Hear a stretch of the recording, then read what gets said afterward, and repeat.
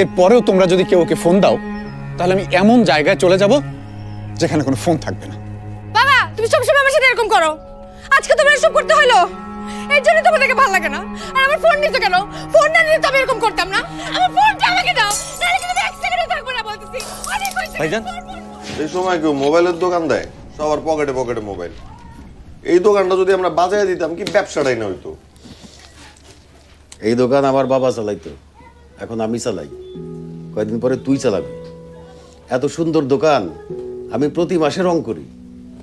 এরকম সুন্দর দোকান তো এই মহল্লায় কেন, সারা দেশেও তুই খুঁজে পাবি না।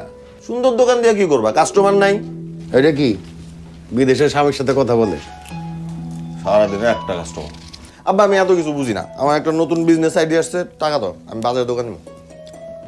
পিন্টু, নামাজের টাইম হয়েছে, আমি নামাজে গেলাম।